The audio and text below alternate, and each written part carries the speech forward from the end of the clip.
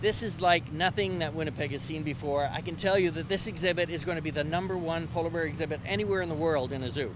I have no doubt about that, and we're just so excited that it's coming close to the end, and we're soon going to be able to unveil it for the community. This is actually the first of the polar bear exhibits. Here we have 2 viewing bays. The far one has full height water, so that's a deep pool for the bears. You can see how the rockwork is constructed. We put up the wire frames and mesh that you see behind us, and then spray on a first layer of concrete. Second layer is actually sculpted, and then the coloring goes on from there. What you see here, if you look carefully, you can see the keeper there behind a protective fence and interacting with the polar bear through the mesh. The idea is we bring some of our training of the polar bears out here into the public space. And what it allows us to do is show the visiting public how we go managing the animals. So this is the gateway to the Arctic building. This will be the main indoor experience as you go through Journey to Churchill.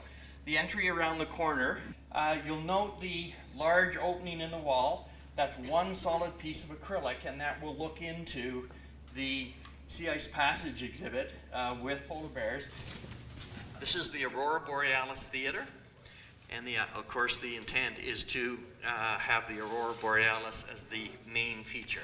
There's an automated system with doors opening. You enter where we did, and we'll exit out through this other door and carry on with our Journey to Churchill experience. Most people will come down the ramp this way, and as you do that, on my right, you'll see an area where we have a fully articulated beluga skeleton hanging.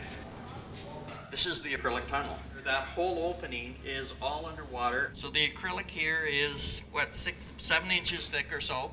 There's about 500,000 gallons of salt water that is in the pool. It's a combined pool for the seals and polar bears, and yes, they are separated because we wouldn't have seals for long if it wasn't. The tunnel itself is about 8 feet high. The water in this pool is 16 feet deep, and the bears will swim right to the bottom. So you're about 4 feet off the bottom of the pool, and the bears will actually swim down below where you're standing. This is the polar bear holding, and each one of these pens is designed to hold an individual animal. There's 8 pens. This is the seal off exhibit holding.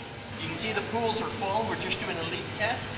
You have to make sure that everything is right, and lo and behold, they've been full for a week and they're not leaking, so we're in good shape. So the area we're standing on is the area where the seals will haul out when they're not swimming.